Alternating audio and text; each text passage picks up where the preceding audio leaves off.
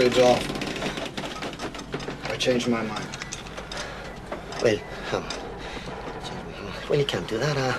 I mean, a deal's a deal. I am altering the deal. Pray I don't alter it any further.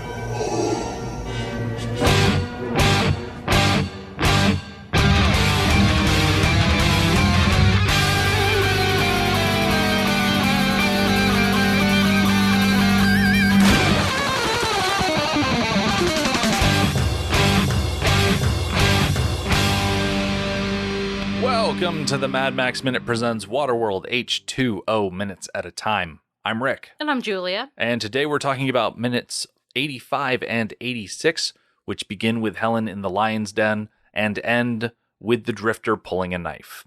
Helen finds herself in a no-win situation. She has been strung out to dry, and as she makes this awful walk through the cabin, we can see the drifter in the background, and he's been so high energy these last couple of scenes, and to see him standing still like that, it's incredibly unnerving. Yes, and it occurs to me that this is the first time that Helen has gone below decks. So I'm betting she wishes that she had gone below before now, so that she actually knew what was down there and where things were. Because she does seem to be scoping out the place for weapons, which the place is filthy with weapons. Improvised and otherwise. Yeah. Back up on deck, you've got Enola. She's staring at the mariner while he sits nearby. He's looking over the pages in the canister. And I like what Enola is doing here. She's not letting the mariner enjoy his literature in peace. She is staring him down pretty much this entire time. Even as she gets up and walks away, like she keeps her eyes on him, not letting him forget exactly what he's doing. It's hard to tell what actually works because we cut away from them, I feel like a little too soon, really. Yeah. And then the next time we see the mariner, he's the fucking white knight coming in to rescue her in the situation he put her in. You get the sense that Kevin Reynolds is trying to get the audience to be like, oh, look at him. He's having his second thoughts. Oh, no. This is one reason why I really, really, beyond anything else we've ever watched, hate this scene, is because the mariner's being set up to be the savior. And I'm like, that is absolute bullshit. He's the one that did this. You don't get credit for saving the woman that you put in danger. Yeah, if you are, say, in a car and you hit someone with your car and then you hop out of your car and drive them to the hospital, like, congratulations, you still hit someone with a car. Yeah, you brought them to the hospital, but you need to face consequences for that. Right. And the mariner is never going to face consequences for this. Yep. Ducking down below deck, we see the drifter.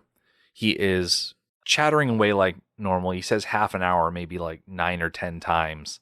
And, he does something that is incredibly frustrating whenever I hear it. He is looming up behind Helen like a malevolent force that he is. And he says, oh, you're so beautiful. Anyone ever told you that? And that phrase sticks in my brain like a needle because it is so presumptuous. Like, oh, yes, you are so original that you are thinking of the one thing to compliment this woman. No one has ever told her anything like that before. And, you're just such a good compliment giver. And it makes me gag. Yeah, it is pretty gross. I do want to address the half an hour thing. Like, he says, I've only got half an hour. But then he says, it's been a while for me now. Guess it's been more than a while. I don't really think he needs to worry about the half-hour time limit. I don't think he needs half an hour. He's got a half an hour. What are they going to do with the other 29 and a half minutes? Yeah. And, if he were healthy and well-fed, half an hour, all right, you can do something with that. But he's not. This is a one and done. 1 minute and done. He doesn't need a half an hour. I'm trying to think what is going to be more upsetting to hear. Talking about what we see in the movie or talking about how it's depicted in the book. Because my gosh, is it worse in the book? Because it's really bad in the movie. The drifter is a lot worse in what he says, and the book takes something from Helen that she gets to do in the movie. So in the movie, Helen is standing there. Her back is to the drifter, and she looks up at the wall and she grabs something in order to attack him, to keep him away from her. And it's a great moment. Unfortunately, because of proximity and area of the space they're fighting in, he's able to get his hand on her and keep her from doing any bodily harm. But it is a great moment for Helen to show that she's not succumbing to the situation. And that is excellent. In the book, here's how it goes out. We shift from the mariner's point of view to Helen below deck. Helen faced the drifter in the cramped cabin. "Don't take 'em off," he said, nodding to her tunic, approaching her. "For what I paid, I'm going to rip 'em." She backed up. "No need to get rough. I'm not going to fight, as long as you," and he cuts her off, saying, "Shut up." His grin was yellow and green, like some awful strain of seaweed. "You might as well know I plan on taking the little one, too," and then there's an ellipses. She grabbed a breath that might have turned into a scream, but the hatchway door yanked open, and the trimaran's captain dropped into the cabin in a shaft of sunlight. His face was expressionless, but his eyes were wild. The book takes away Helen fighting back. Yeah, the book makes it so much worse. Oh, absolutely. Because not only is she in this situation, she tries to, I guess, calm him down? She's placating him. That's not the Helen we know. The Helen we know doesn't placate people. She fights. Yeah. And that's the Helen we get in the movie. And going back to the movie, the drifter has Helen by the wrist and he takes the whatever she had grabbed as a weapon away from her. And it's then that the mariner arrives. And the drifter springs off of Helen and perches on the bed next to the wall there and tries to explain himself, saying, "Oh, we was just playing." Helen obviously stands nearby. She's moving slowly away from him, trying to put some space there. But the mariner, without any sort of explanation, just says, "Trades off, changed my mind." And the drifter is confused by this because I guess there's no takesies backsies in Waterworld. I would imagine there's not.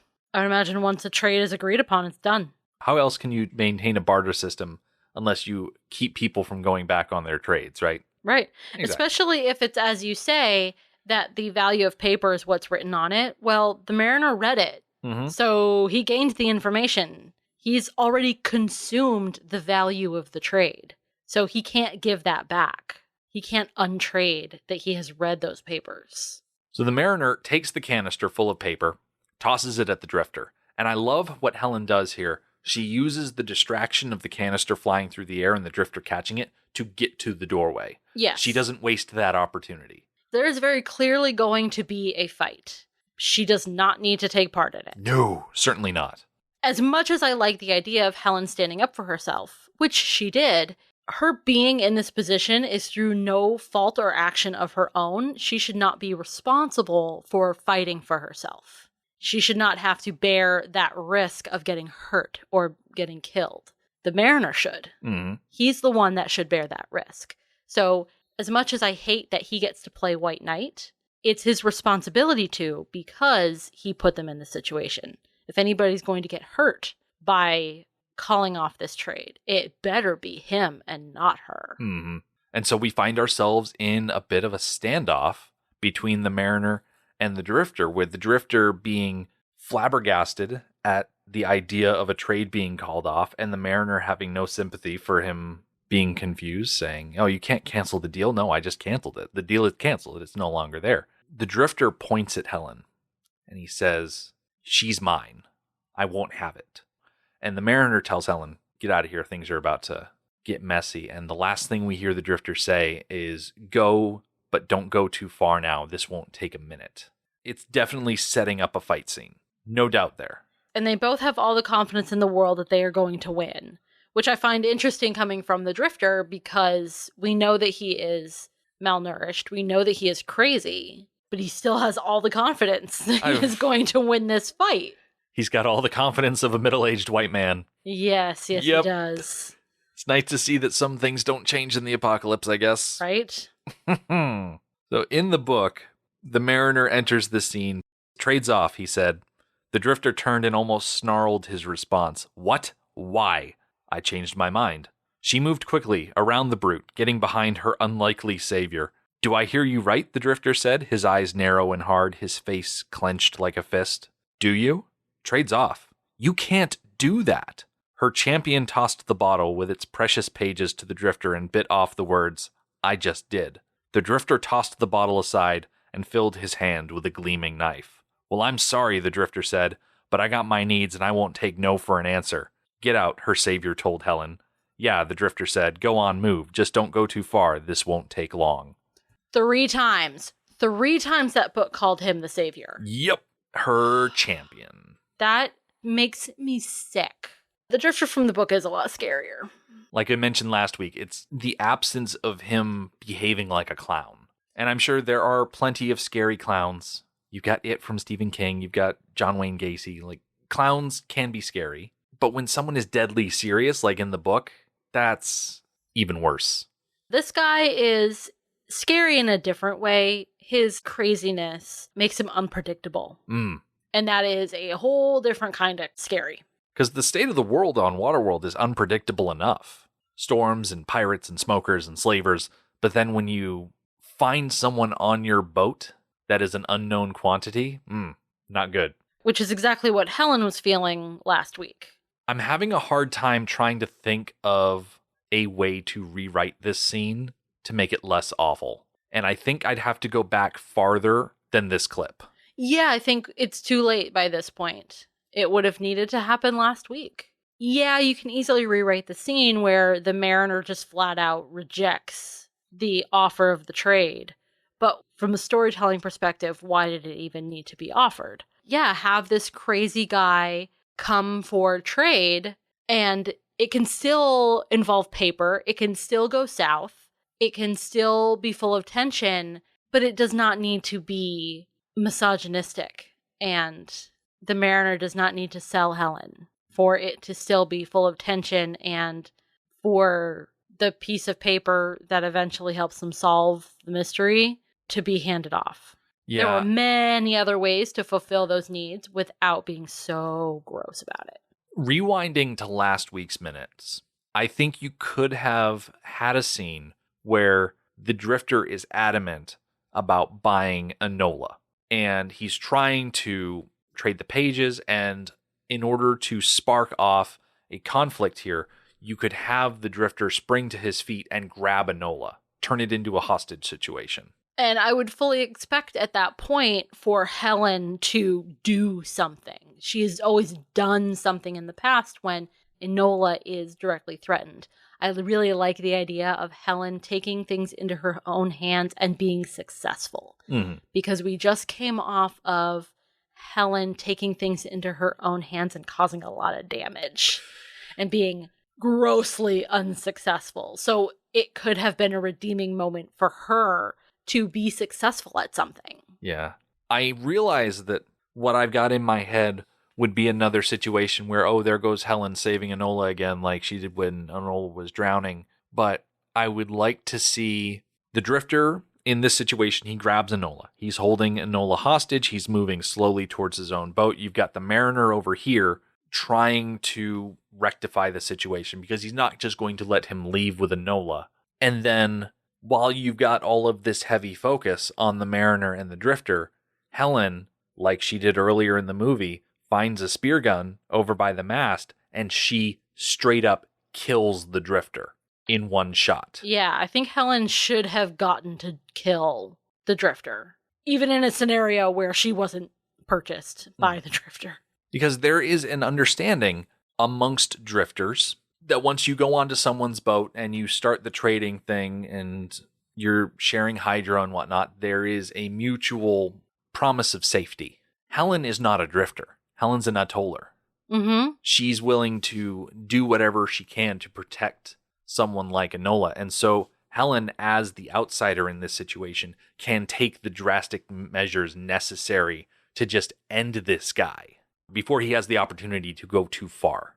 As soon as he makes his intentions clear enough to justify murder, as soon as he crosses that line, it needs to happen. And she has every right to kill him. And yeah. Oh, you know what would have been interesting? So Helen just bought a fishing line. Yeah. A fishing rod off of the drifter. Stab him with it. Stab him with it, or maybe let some line out of the spool. Not necessarily that there's going to be a lot of fishing line on the reel. I don't think there's any fishing line. But if there was some fishing line around the reel, having her come up behind the drifter because he's so focused on the Mariner, thinking that that's the only threat, and she comes in, and you remember when we were talking about the yo-yo, which is secretly a garrote cord, if she comes up and she uses the fishing line as a garrote cord, just slips that around his neck, and then hangs on his back with all of her weight and completely cuts off his air and chokes him out. Yes, that would have been excellent. I love the idea of using the thing that she got from trade from him as a weapon against him when he goes too far. On the one hand, you could say, oh, well, what if she just grabs her own necklace and uses that to choke him? Because it's not strong enough put it around his for neck. Sure. But fishing line is strong enough because fishing line needs to be strong enough to, catch a fish. So it'd be much more likely to be able to bear the weight of her enough to choke him. I looked at deep sea fishing rods for episode 41 and I didn't find enough worthwhile information to bring it up, but regular lake fishing rods don't have to stand up to nearly as much strain as deep sea fishing rods because you've got boats, if they're in trawling mode, they're going 17 some odd knots, and you've got multi-pound weights that are pulling the bait down into the ocean, to say nothing of the fish that you catch out at sea, which can go so far north of 50 pounds. Yeah. Those rods and reels have to be super tough. Part of the reason why I get so frustrated with people shore fishing at a beach where people are swimming and sunbathing, and I feel like there should be separate beaches for that, but that's beside the point entirely. Yeah, I really don't get that. Why that's allowed bewilders me. Yeah. I want to comment on last week and this week's episodes that I got quite riled up, especially last week. Yeah. And as a response to my getting riled up, I do not want to hear any comments justifying these scenes, because I know that there are those people out there who are like, oh no, but it taught this and it accomplished this. No. Selling somebody else for your own gain is never a solution to any problem. It's never okay. And it's never okay to defend those people. So I do not want any comments on our Facebook group that these scenes and this incident was okay in any way. Yeah, this is a black mark against the Mariner. It is something that taints his entire participation in this movie. That's all I had to say about that. Yeah. I'm not sure what else we can say other than Helen deserved better. Yes. But I feel like that's partly a theme that runs through the entirety of this podcast. Mm-hmm. I do agree that there are many places where Helen deserves better. This is certainly on the top of that list, but it's not alone on that list. Mm-hmm. One of the many reasons why Mad Max is such a better character than the Mariner. Right, because women never get taken advantage of in the Mad Max movies. Oh, no. Women still get taken advantage of, but Max never sells a woman against her will. That's true. If Helen had tried to barter a deal with the Drifter on her own, I would have seen it as different, but I don't know what the Drifter would have had to prompt that sort of trade. Like, he didn't have food. Like, if he had food, that is something that Helen would see as worthy of a trade like this. Oh, what could the Drifter have had to prompt Helen to voluntarily trade? Well, at this point, she still thinks the Mariner knows where they're going. Mm-hmm. So my only answer would have been a map. But she doesn't think she needs a map. She thinks the Mariner knows where they're going. So not even that. Not even a map. So food, map, water, those are the only things that she needs. She doesn't know she needs a map. Mm-hmm. And I think it's going to be a while longer before Helen realizes just how little the Mariner actually knows. On that note, we're going to put a pin in things, so come back next time when the Trimaran will get a poor review, a knife fight will break out off screen, and the Deacon will get strategic. The Mad Max Minute podcast is a fan project by Rick and Julia Ingham. Waterworld was written by Peter Rader and David Toohey, directed by Kevin Reynolds, and presented by Universal Pictures. Mad Max Minute is produced and edited by Rick Ingham. Our opening music is Verdi's Dies Irae by Daniel Batista of danielbatista.com. Our home on the internet is madmaxminute.com. You can follow us on Twitter at Mad Max Minute. And like us on Facebook by searching Mad Max Minute, and join our Facebook listener group, Mad Max Minute Beyond Microphone. If you'd like to support the podcast, visit patreon.com/madmaxmin. Thank you for joining us for Waterworld episode 43. We'll see you next time.